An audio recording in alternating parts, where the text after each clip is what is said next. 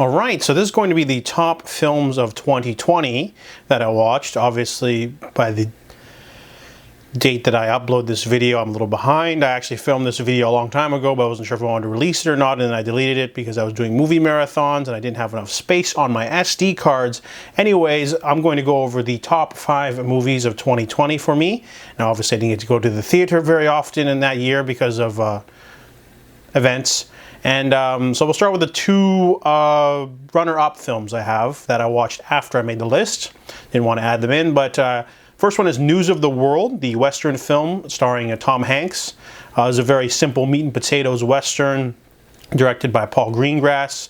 He does a good job. It's a very simple story, nothing too crazy with this Western. It's very straightforward, but it's also well acted, really great set design, action. It's just a really well-balanced, well-acted Western film. The other one being The Swordsman is a Korean period piece film that can be described as Taken, but done in a Korean period piece setting.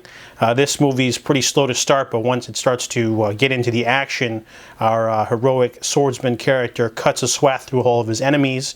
And of course, it also has the amazing Joe Taslim as the main antagonist. So there's a lot of great sword fights in this movie. It's well directed, it's violent, it's pretty well done.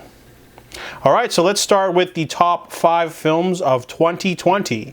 First one's going to be Emma. Now, I only watched this movie because Anya Taylor-Joy is in it. I'm not too familiar with the Jane Austen story that it's based off of, but I really liked this movie. It was a nice, simple romance, really great set design, good acting all around. I'm not familiar with the story, so I didn't know what was going to happen, so I just sort of watched the movie. And it was a pretty enjoyable film. I really liked the cast. There's a lot of subplots in there. It's not really like my genre, but I do dabble in a little bit of Jane Austen. I really enjoyed the movie adaptation Love and Friendship, based off her short story. So Emma's number 5. Number 4 is The Invisible Man. This is a remake of it is a remake, but it's done in a completely different genre, which is really interesting. It's a nice twist on the Invisible Man story. The original Invisible Man story was done H.G. Wells, and that was like a serum that makes an inventor go mad. This one is completely different, though. It's about an abusive relationship with a woman escaping her very wealthy boyfriend, and she's able to escape his like crazy surveilled estate, and but he's willing to let her go, and she's sort of suspicious at that for sure. But then he apparently dies, and now she's being attacked by an invisible man. And she can't prove it. It's actually like a really sophisticated suit, and it's one of the ultimate mix of sci-fi horror stalker movies. Amazingly well directed by the guy who did Upgrade, and acted by everyone. Really great performance, especially Elizabeth Moss. You know, I don't really see her in a lot. She dabbles in sci-fi because she was in The One I Love. But she's mostly known for Mad Men. But she does a fantastic job with this. Sidecast does a good job too. Great set pieces. Lee Wynell really knocked it out of the park. He seems to be fitting into a nice mold of sci-fi movies with a touch of horror than just doing horror like he did with the Saw and other movies he's worked on with James Wan. So Invisible Man is number 4. Number 3 is Possessor. This movie is directed by the son of David Cronenberg. So this is a sort of homage to 80s body horror. It's a very creepy movie. It's really like very done in the style of a Cronenberg film. So he's obviously following in his father's footsteps, but the movie is also like really just creepy and unsettling. It's about basically in the future, people can sort of hijack other people based off their frequencies and make them commit murders. And one woman finds herself sort of having trouble, with blurring the lines of reality at the end of the movie. It's a very trippy, sort of queasy, sort of sci-fi horror story with a really good cast. Jennifer Jason Leigh, I believe, is the boss lady. She's really good. It's a really interesting little film. It's really like, it just gets under your skin. It's one of those really interesting films, and it's Canadian too, so I'm proud of that. All right, number 2 is Palm Springs. This is a sort of time loop movie. We've seen time loop movies before. They seem to be everywhere. they don't seem to be going anywhere, and I'm glad, because there are certain movies that still are able to take that formula and put an original spin on it. Palm Springs is one of those movies. This one is about a slacker going to a wedding, and he charms the sister of the bride.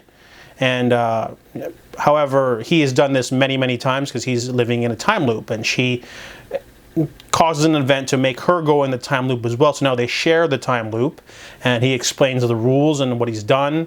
He's basically spent almost half a lifetime just sort of living the same day over and over, and hasn't been able to escape. And there's a weird, darkly comedic edge to it because he accidentally let in another man too, and that man comes by once in a while and violently attacks him. So they're able to add a romance, but also like a dark sort of nihilistic look at a time loop movie if you can't escape it. There's some comedic violence in there too, but it also adds another layer and new facets. And it's also like expertly well written. Like there isn't a wasted moment in this movie. It's only like 90 minutes long, but it has a great cast with Andy Samberg and J.K. Simmons, and Milioti does a really good job too. She's really underrated. I like her in smaller things, but Palm Springs is one of those nice showcase of what happens when you have really good writing. So Palm Springs is number 2. All right, my number 1 film of 2020 is Freaky. This little movie, I didn't honestly know what to expect because I didn't watch any trailers. All I knew, it was Freaky Friday meets Friday the 13th, and I was sold. And I'm glad I took a chance on this movie.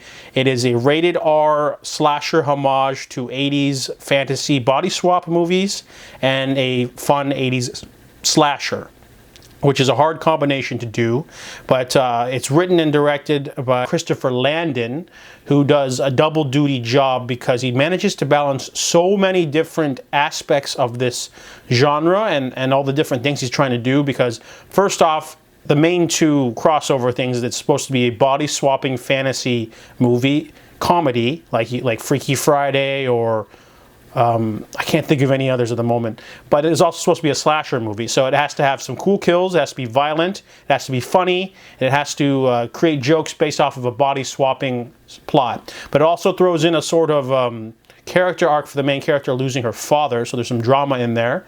And there's also a little bit of romance too, because she gets to flirt with her crush. And you know, it's also supposed to be like a thriller, and because her sister's involved, and there's just so many elements that you have to juggle, but the script is able to do that with a lot of fun characters too. She's got like her best friends that she's able to get help for an ally. If you're unfamiliar with the movie, it's about a really shy, geeky girl who gets stabbed by a slasher villain, the Butcher, and he basically stabs her with a mystical dagger, which causes their bodies to swap. So he wakes up in a teen girl body, very weak but still psychopathic. She wakes up in like a homeless, like shelter, not homeless shelter, but like some sort of like abandoned, like Jeffrey Dahmer kind of like Texas Chainsaw hideout in the body of a huge man. And it's a really interesting like play on but it's still a solid slasher, which is why I liked it.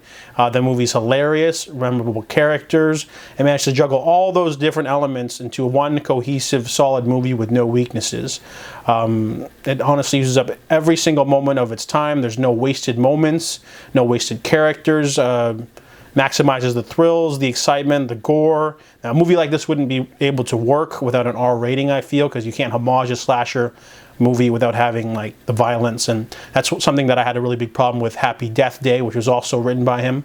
But Christopher Landon does a fantastic job with representation, balancing the horror elements, the comedy elements, the fantasy elements, and the dramatic elements, and that's why Freaky is my favorite movie of 2020.